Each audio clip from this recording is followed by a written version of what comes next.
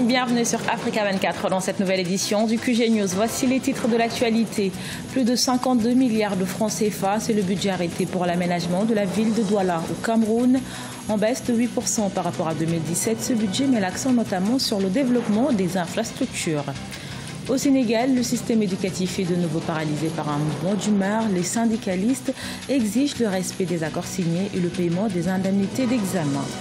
Et puis partisan de l'afrofuturisme, le plasticien nigérien Laolu Senbajo est désormais de renommée internationale. Cela grâce à sa participation à l'opus de BNC Lemonade. Depuis, il engage de prestigieuses collaborations. Au Cameroun, un budget de 52,6 milliards de francs CFA a été voté pour l'aménagement de Douala, la capitale économique. Ce budget en baisse de 8% par rapport à 2017 priorise les infrastructures, l'aménagement et l'assainissement de la voirie urbaine ainsi que l'embellissement de la ville. Reportage de notre correspondant Chérif Ousmane Bardonka.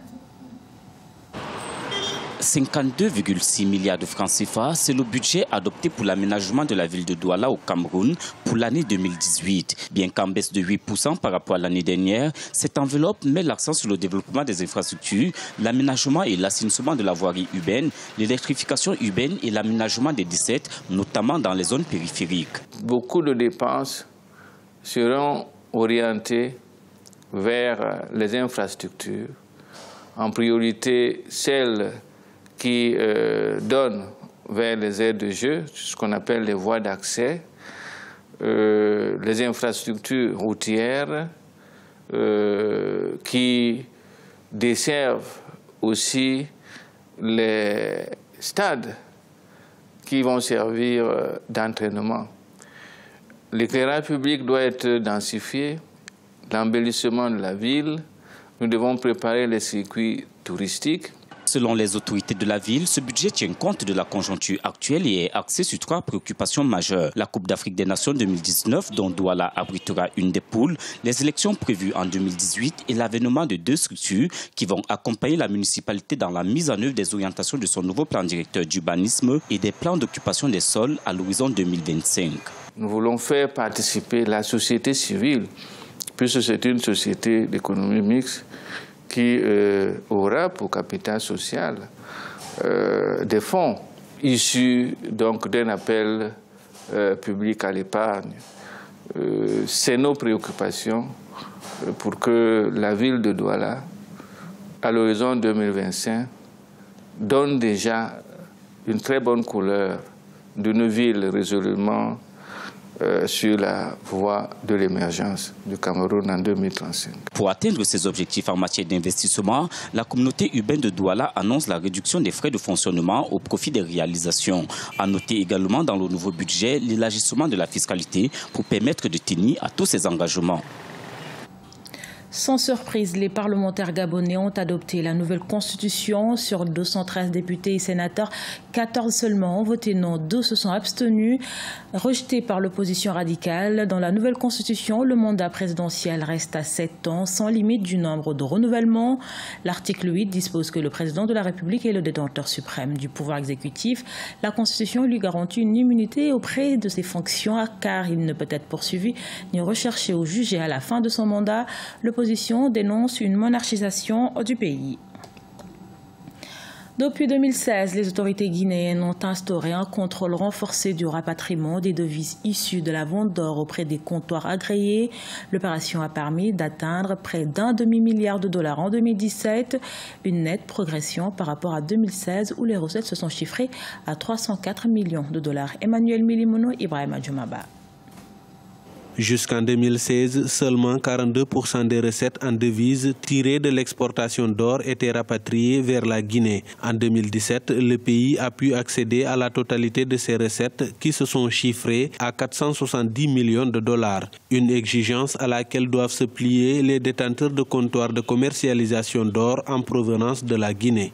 Ces montants, bien sûr, ce ne sont pas des recettes pour l'État, mais c'est des retours de devises, c'est des entrées de devises qui alimentent le système bancaire national et contribuent à la stabilité de la monnaie et donc à l'amélioration des conditions économiques général. Ce suivi a permis de noter d'importantes avancées, tant en termes de quantité d'or exporté que de rapatriement des recettes en dollars, conformément à la réglementation en vigueur.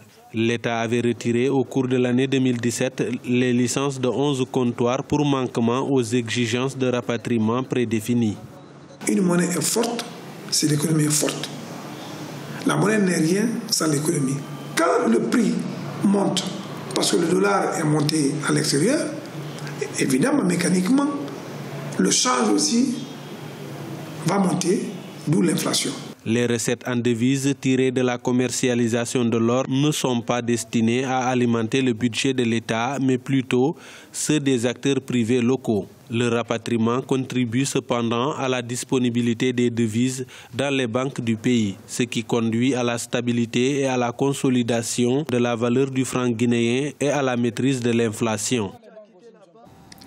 Nouvelle paralysie dans le système éducatif au Sénégal. Les syndicats des enseignants ont débrayé ce mardi 9 janvier et ont entamé une grève depuis ce mercredi 10 janvier. Ils exigent le respect des accords signés et le paiement des indemnités des examens. Reportage de notre correspondant Elhadji Ndiaye. L'année scolaire 2017-2018 est partie pour être perturbée. Plusieurs syndicats de l'enseignement supérieur ainsi que le moyen secondaire ont déposé un préavis de grève. La coordination syndicale autonome de l'enseignement supérieur de l'université Cheikh Anta Diop de Dakar a décidé de suspendre les enseignements jusqu'au paiement effectif des salaires de tout le personnel. Mais vous voyez, jusqu'à ce jour, il y a des salaires qui ne sont pas encore tombés. Et c'est un problème parce que tout le monde sait qu'à l'université, surtout à Cheikh Anta Diop de Dakar, avec les effectifs que nous avons qui dépassent tout entendement, c'est difficile de travailler. Là, c'est une université où on n'arrête jamais de travailler. Je dis aux gens souvent qu'on travaille à l'UCAD 13 mois sur 12. Pour des gens comme ça qui travaillent, qui se tuent à la tâche, ils aiment leur pays. Mais ces gens-là, il y a un minimum envers eux. C'est quoi? Tous les syndicats, vous l'avez vu, ont déposé presque un préavis de grève. Le cadre unitaire syndical des enseignants du moyen secondaire, de son côté, décrète une grève totale ce jeudi 11 janvier sur toute l'étendue du territoire. Ils annoncent déjà une marche nationale dans les jours à venir. Ils exigent le respect des accords, notamment l'alignement de l'indemnité de logement, le dégel du prêt DMC, l'arrêt et la restitution des ponctions et le paiement intégral des indemnités du BAC et du BFM. Le BFM, ça y est, c'est réglé. Maintenant, pour le BAC, c'est vrai qu'il y a du retard comme chaque année, mais on n'est pas resté une seule année où ces indemnités n'ont pas été payées. Donc, il est clair que ces indemnités dues seront payées par l'État du Sénégal. Si vous prenez la plateforme dont il est question, sur les 33 points, les 28 ont effectivement été pris en charge. 3 sont en cours de traitement, 2 n'ont pas été pris en charge parce que liés au système de rémunération. Du côté du gouvernement, tous les moyens sont mis en œuvre pour satisfaire l'ensemble des revendications. L'État doit aux organisations de syndicats une dette d'environ 85 milliards de francs CFA au titre des rappels d'intégration et de validation du reclassement des agents et autres problèmes selon le syndicat des enseignants libres du Sénégal. Laolu Senbanjo est un artiste plasticien, musicien nigérian, avocat de formation. Il s'est exilé à New York aux États-Unis pour poursuivre sa passion, le body painting, un art qu'il définit comme le mystère du monde, de pensée africaine ou afro-mystérix. Inspiré du Yoruba, ses dessins ont séduit de grandes marques internationales et la chanteuse Beyoncé qui en a choisi pour son dernier opus, Cheikh Omar Bandaogo. Après 5 ans de pratique du métier d'avocat, Laolu Senbanjo quitte le Nigeria en 2013 pour les États-Unis. Il a l'ambition de se consacrer à l'art, sa véritable passion. Dessiner des figures qui, apparemment, sont banales, c'est ce que Senbanjo a décidé de faire. Mais pour ce natif d'Ilorin, une ville de l'ouest du Nigeria, ses peintures ont un lien spirituel avec les histoires autour de son sujet. It's called the mystery. Mon art s'appelle le mystère du mode de pensée africain. Je veux que ces motifs signifient quelque chose. Alors très souvent, je m'inspire par exemple de la mythologie Yoruba. Je dessine juste différentes inspirations et je les mets sur n'importe quelle surface. Je travaille avec du charbon de bois sur des planches, avec de l'acrylique ou de l'encre sur toile. J'utilise différents supports et le plus récent, c'est de mettre ma peinture sur la peau humaine que j'appelle maintenant l'art sacré des Ori. Un art qui a donné beaucoup de succès à Sen Banjo. À 37 ans, il a travaillé avec la société américaine de vêtements de sport Nike pour créer des baskets d'inspiration artistique. En 2017, il a collaboré avec la marque de luxe Bulgari pour concevoir une bouteille artistique pour un parfum. Il a aussi connu le succès quand son art a figuré dans un clip vidéo de la star du R&B Beyoncé en 2016. Mais pour Sen Banjo, il y a encore beaucoup à faire. Je pense que beaucoup de choses dans la vie sont ennuyeuses. Elles ont l'air si ordinaires. Par exemple, je pense aujourd'hui à peindre un vaisseau spatial et je me dis, j'ai besoin d'en parler à la NASA. Je pense que les vaisseaux spatiaux sont ennuyeux. Alors pourquoi ne pas mettre de l'art sur tout? Mettre de l'art sur les avions, vous pouvez en mettre sur n'importe quoi. Je crois juste que la vie devrait être plus colorée et je vais quitter la Terre en la laissant mieux que je ne l'ai trouvée. Aussi artiste musicien, son art figure en grande partie dans les vidéos de ses chansons. Il affirme qu'il a dû lutter pour devenir un artiste à Brooklyn. Aujourd'hui, il est amené à faire des conférences TED pour motiver la jeune génération. Ce journal a été réalisé par l'ensemble de la rédaction. Merci pour votre fidélité. Dans un instant, une nouvelle édition de l'actualité sur Africa 24.